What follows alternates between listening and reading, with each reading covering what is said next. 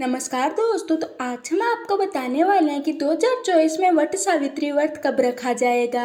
साथ ही हम आपको इसके सही तारीख, शुभ मुहूर्त और इसकी व्रत कथा के बारे में भी बताएंगे। वट सावित्री व्रत ज्येष्ठ माह के कृष्ण पक्ष की अमावस्या तिथि को मनाया जाता है। इस बार वट सावित्री व्रत 6 जून को रखा जाएगा।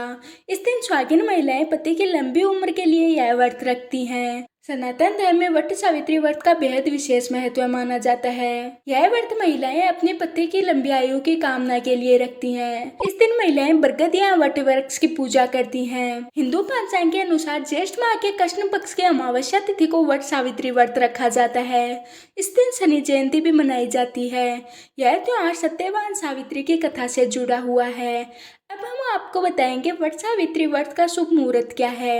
हिंदू पंचांग के अनुसार इस बार अमावस्या की तिथि की शुरुआत 5 जून को रात को 7:54 पर होगी और समापन 6 जून को शाम को 6:07 पर होगा। उदया तिथि के अनुसार इस बार वट सावित्री का व्रत 6 जून को ही रखा जाएगा। अब हम आपको बताएंगे वट सावित्री व्रत की पूजन विधि। महिलाएं इस दिन सुबह जल्दी उठकर स्नान करती हैं। स्नान करने के बाद साफ कपड़े पहने और पूरा श्रृंगार करें। इसके बाद बांस की टोकरी में पूजा का सारा सामान रखें। इस दिन पहले घर पर पूजा करें। पूजा करने के बाद सूर्य देव को लाल फूल और तांबे के लोटे से अर्घ दें। इसके बाद अपने घर के पास जो बरगद का पेड़ है वहां जाएं और वट वृक्ष की जड़ पर जल चढ़ाएं। फिर देवी सावित्री को कपड़े और श्रृंगार का सामान अर्पित करें। इसके बाद वट वृक्ष को फूल और फल अर्पित करें और रोली से वट वृक्ष की 108 बार परिक्रमा करें। जिसके बाद अंत में वट सावित्री व्रत की कथा सुने। अब हम आपको बताएंगे कि आखिर इस दिन वट वृक्ष की पूजा क्यों की जाती है। वट वृक्ष में ब्रह्मा, विष्णु, महेश त्रिदेवों का वास है। बरगद के तने में विष्णु का वास माना जाता है, जड़ में ब्रह्मदेव का वास माना जाता है और शाखाओं में भगवान शिव का वास होता है। वट की लटकती शाखाओं को सावित्री स्वरूप मानते हैं, इसलिए ये पूरा पेड़ ही पूजनीय हो जाता है। वट वृक्ष लंबे समय तक अक्षय रहता है, इसलिए इसे अक्षय वट भी कहते हैं। यही कारण है कि हिंदू धर्म में इस वृक्ष को पूजनीय माना जाता है। अब हम आपको सुनाएंगे वट सावित्री व्रत की कथा। पौराणिक मान्यता के अनुसार मद्र देश में अश्वपति नाम के धर्मात्मा राजा राज्य करते थे। उनकी कोई संतान नहीं थी। राजा ने संतान प्राप्ति के लिए यज्ञ करवाया, जिसके कुछ समय बाद उन्हें एक कन्या की प्राप्ति हुई। उनका नाम उन्होंने सावित्री रखा। विवाह योग्य होने पर सावित्री को वर खोजने के लिए कहा गया, तो उसने धुत्मसेन के पुत्र सत्यवान को पति के रूप में वरण किया।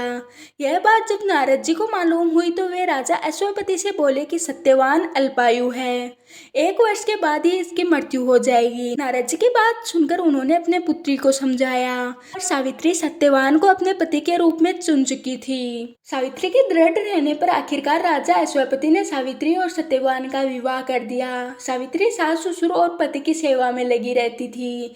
नारद जी ने मृत्यु का जो दिन बताया था, उस दिन सावित्री भी सत्यवान के साथ वन में चली गई। वन में सत्यवान जो ही पेड़ पर चढ़ने लगा तो उसके सिर में असहनीय पीड़ा होने लगी। वह सावित्री की गोद में अपना सिर रखकर लेट गया।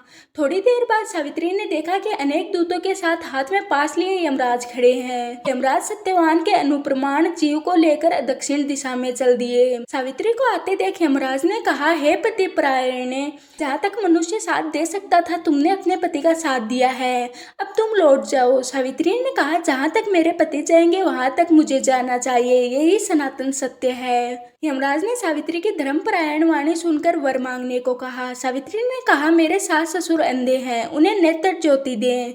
यमराज ने तथास्तु कहकर लौट जाने को कहा, किंतु सावित्री उसी प्रकार यम के पीछे चलती रही।